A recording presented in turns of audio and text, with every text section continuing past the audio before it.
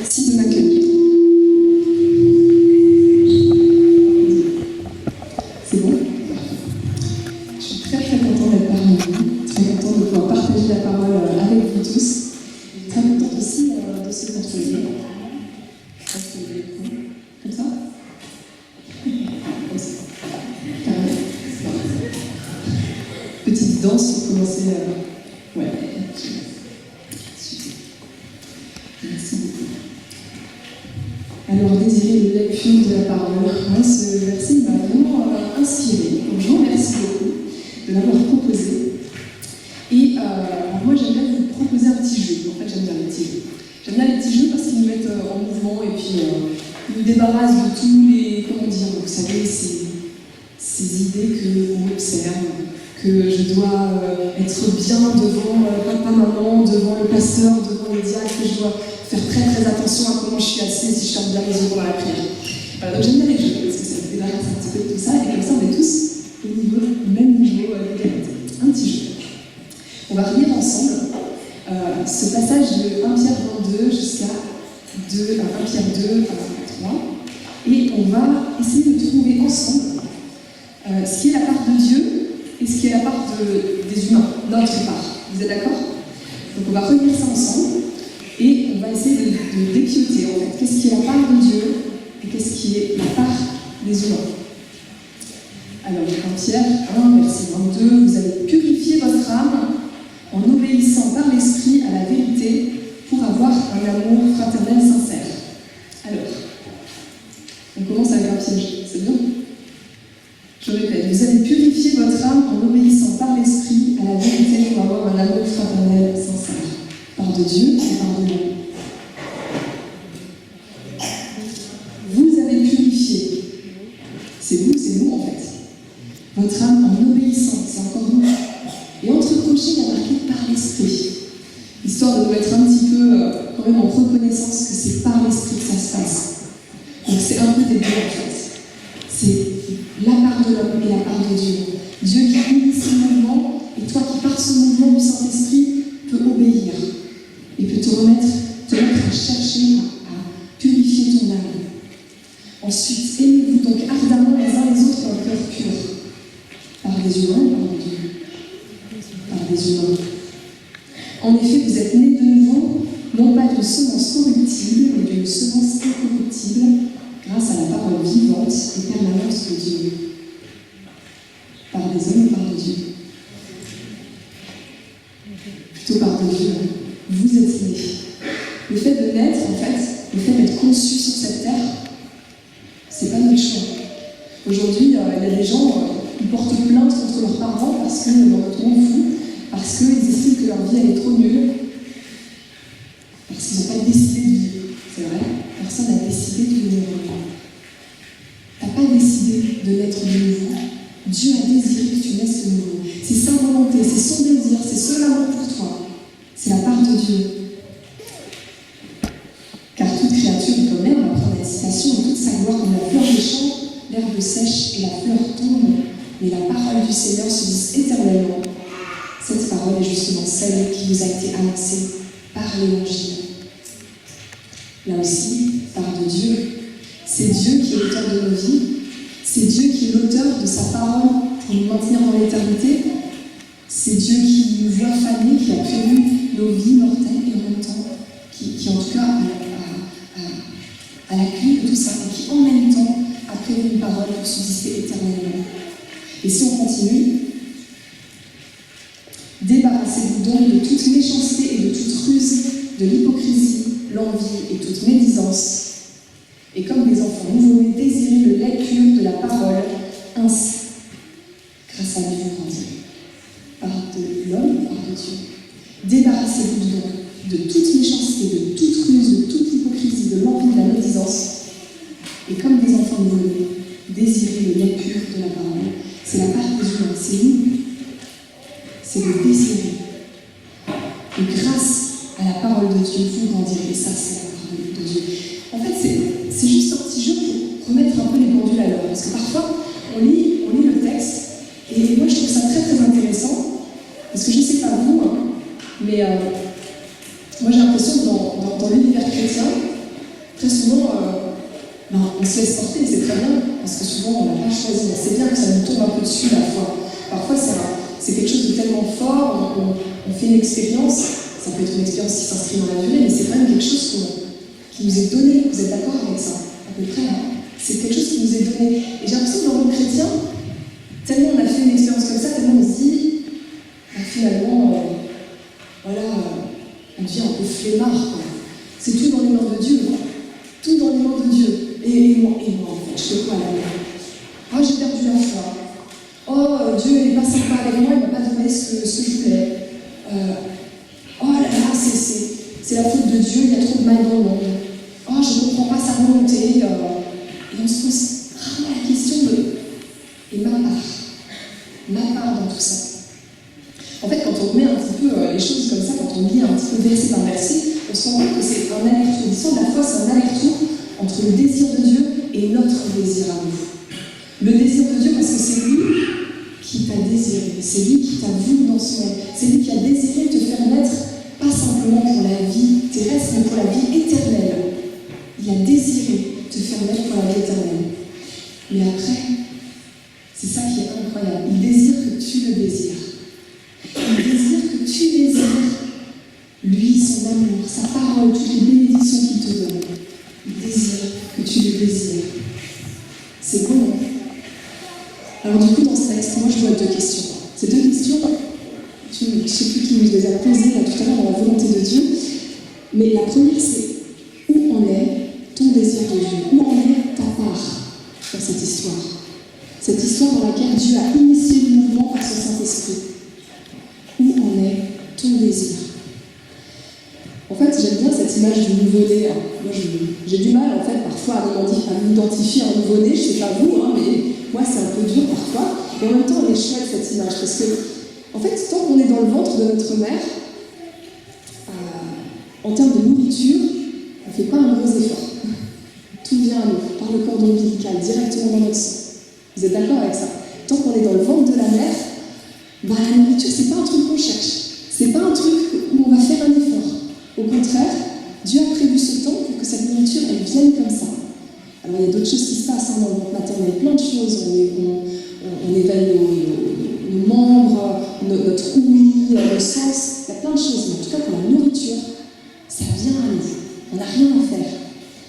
Et par contre, c'est quand l'enfant naît, qu'immédiatement, dans la première semaine, il fait quoi? Il cherche à téter.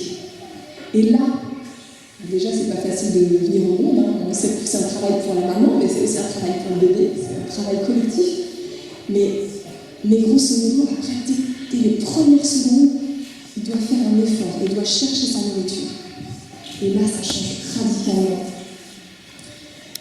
Et en fait, j'ai réfléchi à tout ça, je me suis dit, mais c'est fou parce qu'on sait que c'est un effort. On dit, il y a des gens qui ont fait des études pour savoir comment un nouveau-né utilise son énergie. Au début, c'est tout axé sur la digestion. C'est vraiment presque, bien sûr, d'autres choses qui se passent, mais une grosse partie est vraiment axée sur la digestion. C'est la première chose qu'il fait, c'est faire un effort pour chercher le sein dès les premières semaines. Et je me suis dit, c'est beau parce que cet effort, Dieu l'a inscrit dans son désir.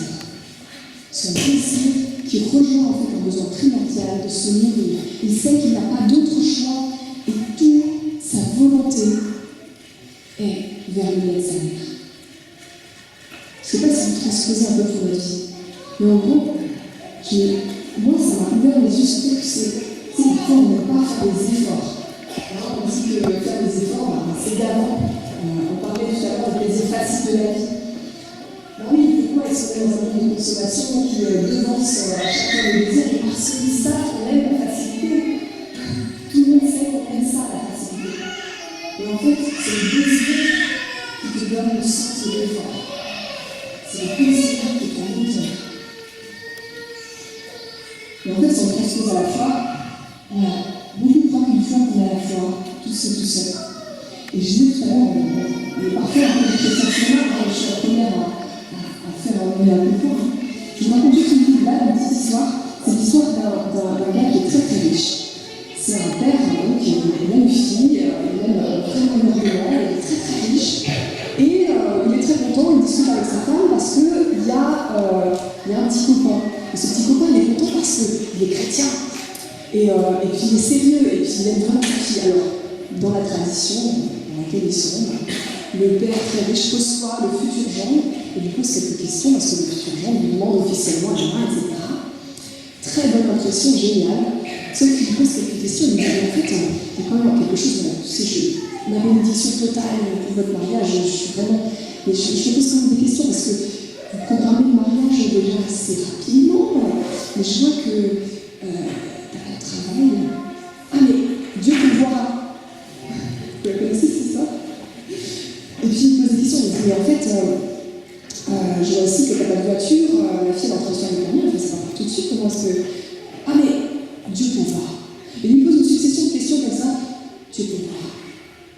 Et à la fin de l'entretien, il sort et puis sa femme lui dit comment ça fait l'entrevue. Il dit écoute, c'était très bien, mais j'ai vraiment l'impression que notre futur gendre me prend pour Dieu. Voilà. Alors ça c'est l'histoire du gendre chrétien. Il faut dire que parfois, comment dire, on attend un petit peu que ça tombe tout cuit. En fait, on peut transposer, juste, je pose quelques questions comme ça, on peut transposer à notre monde. Voilà. Est-ce que tu as pris une décision pour enfin témoigner dans tes études, qui sont tellement difficiles, qui ont tout débatté, dans ton travail, il n'y a que des gens qui sont hyper anticléricaux. Quand est-ce que tu décides à témoigner? Tu sens qu'il y a des failles, tout ça. Ah mais j'attends un signe de Dieu. Tu attends quoi pour demander pardon à celui ou à celle que tu as offensé? Ah mais j'attends que Saint-Esprit qu'il y ait une faille dans son cœur. Est-ce que tu ne voudrais pas t'engager un jour pour la mission de l'Église? J'attends que Dieu m'indique le moment important. Tu vas arrêter quand ta débauche, en gros. Ah, mais Dieu me mettra un stop si je me trompe de voix. C'est Dieu. Quand il s'agit de notre part, on a tendance à tout moucher sur Dieu. En fait, la conclusion, c'est que la foi, c'est aussi une histoire d'effort. C'est aussi une histoire d'effort. C'est aussi notre part. Parce que Dieu n'a pas voulu d'une armée de pantins. Il n'a pas voulu d'une armée tout court au sens militaire du terme comme il a voulu une relation avec chacun d'entre nous. Il a voulu une relation dans laquelle on peut s'échanger notre amour, s'échanger notre désir, s'échanger nos mouvements, le mouvement du cœur. Moi, c'est comme ça que je l'ai compris, et ça a tout changé, parce que moi, je pensais vraiment être chrétienne jusqu'à un certain moment, et je me suis rendu compte que j'avais rien compris, parce que je pensais que la foi, c'était une histoire de morale. Je pensais que la foi, c'était une histoire de règles religieuses. Je pensais même que c'était une question un peu philosophique parfois. Mais je n'avais pas compris que c'était un mouvement d'aller-retour entre Dieu et nous. Un mouvement qui l'initie. Et un mouvement dans lequel il veut que je lui réponde, que je pose des questions, que je désire comprendre sa parole, que je désire l'entendre, que je désire avancer avec lui. La foi, c'est aussi une histoire d'effort qui est initiée par ce désir. Alors, et attention, j'ai dit une histoire d'effort, mais ce n'est pas l'effort tout seul, d'accord? Parce que moi, quelque chose qui m'a impacté, c'est de voir à quel point dans la Bible, du début jusqu'à la fin, et c'est manifesté très très net dans le ministère de Jésus, Dieu se bat contre l'hypocrisie religieuse. Moi, ça m'a vraiment fait un choc de voir à quel point Dieu se bat contre l'hypocrisie religieuse. L'hypocrisie religieuse, c'est pas une question de mauvaise volonté à la base, des gens qui sont super organisés dans le mal, etc. C'est des gens de bonne volonté, mais qui à un moment ont laissé tomber leurs désirs, et toute leur histoire avec Dieu n'était plus qu'une question d'effort, plus qu'une question d'apparence, plus qu'une question de il faut faire ceci, il ne faut pas faire cela, plus qu'une question de qu'est-ce que les gens vont dire, plus qu'une question de comment je me situe par rapport aux autres humains. En fait, c'est fou, mais moi je me suis rendu compte que Jésus, son ministère était tellement impactant et tellement qu'il avait envie de nous éveiller sur toute une manière religieuse qu'on avait de cacher notre propre âme, de se cacher à nous-mêmes notre propre âme, de cacher tous les mécanismes qu'il y a à l'intérieur et qui font que, en fait, on ne désire plus Dieu, on désire autre chose. En fait, Jésus a passé son temps à nous dire, mais toi, t'en es où de ton désir? T'en es où? Que signifient tes efforts? Est-ce que tes efforts, ils sont en adéquation avec ton désir? Ou est-ce que finalement,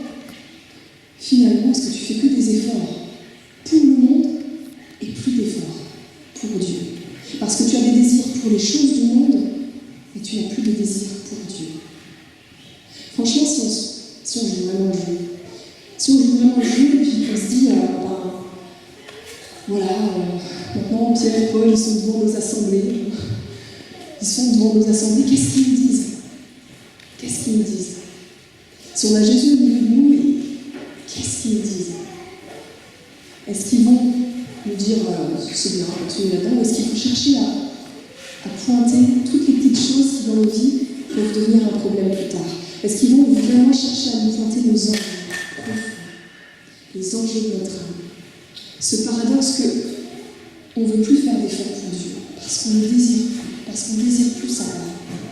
Mais on veut faire des efforts pour le monde, parce que c'est important le regard des autres, c'est important la gloire. Je ne sais plus qui c'est qui te parle de la gloire. C'est important de ne pas être considéré comme quelqu'un, comme un extraterrestre. Bref, il y a plein de motivations qui nous donnent envie de faire des efforts pour le monde. Et on est tous pareils, d'une certaine manière. On a beau être depuis longtemps dans le monde religieux. On est tous là-dedans, parce qu'on est tous dans ce monde de consommation. Dieu, il veut cultiver ton désir pour sa parole, ton désir pour sa mission, ton désir pour sa justice, ton désir pour les ailes, ton désir pour la force qu'il y a dans son esprit. Est-ce qu'on désire tout ça? Alors maintenant, on revient à cette deuxième question. On l'a abordée tout à l'heure aussi, la question du désir. Et finalement, ça nous porte à nous demander de quoi on se nourrit. De quoi on se nourrit? Alors là, on va la jouer honnête, d'accord? Est-ce que vous êtes d'accord qu'on la joue vraiment honnête? On imagine que là, il n'y a plus personne qui nous regarde, il y a juste nous, notre conscience. Vous êtes d'accord ou pas? Vous ne savez pas à quoi vous avez dit oui, là. Imaginez. Alors, qui ici répond très très facilement dans le monde à la question « T'es chrétien, toi ?» Qui répond facilement à ça? Moi, je réponds facilement, parce que c'est facile. Moi, je suis pasteur. J'en fais une identité. Bon. Qui ici passe plus de temps sur les réseaux sociaux que dans la lecture de la parole? Ouais, même moi. Il y a plein de gens qui sont spirituels que moi, je vois, c'est vraiment. Franchement, qui préfère souvent Netflix sous la doudoune à une soirée de prière à l'église?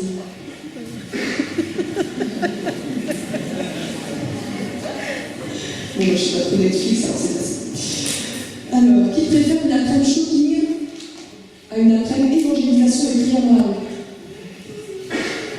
Quand même, allez, bon, vous êtes vraiment une assemblée très très spirituelle. Bravo. Non mais sérieusement, je montre ce jeu-là parce que je suis sûre que vous avez d'autres questions à vous poser à vous-même.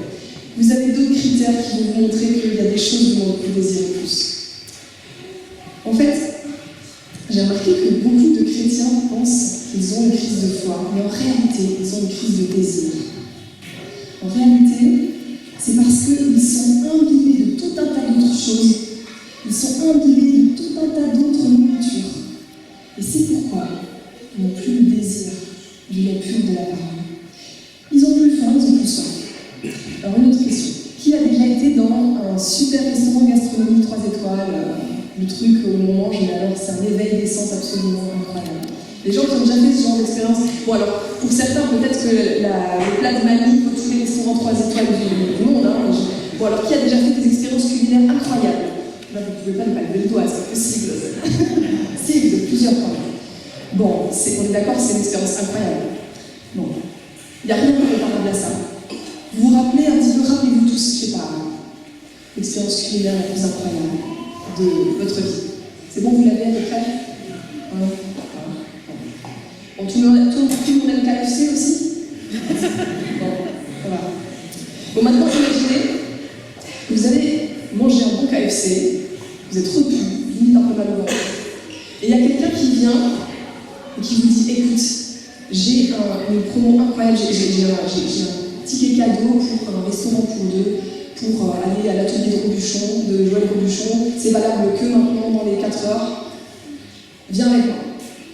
Et là, vous êtes le ventre plein, goinfré de KFC, et vous n'avez plus du tout envie, alors que vous ne désiriez que ça, c'est votre rêve vous n'avez plus faim. Vous n'avez plus faim pour ça. Et bien la parole de Dieu, c'est ça. C'est le restaurant 3 étoiles, c'est l'atelier de Joël Robuchon. C'est le lait pur. Pour le bébé, lui, il ne sait pas ce que c'est que l'atelier de Robuchon, on est d'accord, ok. Mais pour lui, le lait, c'est la meilleure des nourritures. Je pense aussi parfois, on dit parfois aux mamans de ne pas donner d'eau à leur bébé parce qu'après, il n'a plus soif pour le lait qui va l'aider à grandir. C'est un peu la même histoire. Il y a quelque chose qui est bon pour toi, il y a quelque chose qui est merveilleux, une expérience qui est à la fois bonne pour toi et à la fois incroyable, point de vue du plaisir que ça procure. Ça, c'est ce que Dieu désire pour nous. Il désire qu'on se délecte dans sa parole, qu'on se délecte dans sa présence, qu'on se délecte dans sa volonté. Et nous, on est goinfrés de KFC. Nous, on est goinfrés. Et on n'a plus faim, on n'a plus soif. Dans d'autres mondes, c'est tellement souvent comme ça. Finalement, merci pour ce verset. Merci pour ce verset que vous avez proposé aujourd'hui, parce que ça nous rappelle que, en fait, l'histoire du désir de Dieu, c'est pas un cours de théologie. Vous pouvez écrire des tas de choses. Il y a des gens qui font des disserts de philosophie, j'imagine, sur le désir. On peut dire des tas de choses sur le désir. Le désir, ça se vit. Le désir de Dieu, c'est quelque chose, c'est existentiel. Vous pouvez faire tous les cours de théologie que vous voulez. Et quelque part, Dieu te pose la question, il te dit, tu en es où ton désir? Et est-ce que tu t'es pas laissé complètement remplir par des désirs autres? Et peut-être qu'aujourd'hui, vous savez, moi je pense à ces mamans qui ont eu un bébé qui ne tète pas bien. Je ne sais pas si ça arrive à certaines filles, qui ne tètent pas facilement. Et ben, on leur dit souvent, il faut que tu réveilles ton bébé toutes les 3 heures. Le bébé n'a absolument pas envie de se réveiller, mais il faut que tu le réveilles, il faut que tu lui donnes un bébé. Ben voilà, on est un peu tous comme ça aujourd'hui. Peut-être qu'on est un bébé, et peut-être qu'on n'a pas très envie de téter. Peut-être qu'on a plus envie vraiment de faire cet effort pour un tas d'autres raisons. Parce qu'on désire plus le soleil, parce qu'on désire plus la fuite, parce qu'on désire plus le KFC, j'en sais rien. C'est votre histoire. Mais Dieu veut nous réveiller. Le Saint-Esprit veut nous réveiller. Et veut nous dire, ok, maintenant, retrouve ton désir. Souviens-toi à quel point le lait pur de la parole est la meilleure des choses pour toi. Et si on désire le lait pur de la parole, alors c'est le lait qui va faire l'action. C'est le lait qui va nous faire grandir. C'est le lait qui va nous donner le courage et le sens de l'effort d'aller à la mission, d'aller évangéliser, d'aller témoigner, d'aller prier, d'aller approfondir le texte biblique, d'aller demander pardon à ce frère qu'on a offensé. C'est le lait pur de la parole qui va nous donner toute l'énergie dont nous avons besoin et le sens de l'effort. Avec leur soif, et puis aussi avec leur sentiment de satiété peut-être. Je te demande de venir creuser en nous le sens de ce qui est bon, de venir réveiller en nous le désir. Aujourd'hui, nous voulons entendre cette parole qui est aussi dans l'Apocalypse. Retrouve ton premier amour. Retrouve ton premier désir. Alors, mon Père, nous voulons te remercier pour le désir que tu as eu de nous faire naître à ta parole et nous voulons persévérer dedans.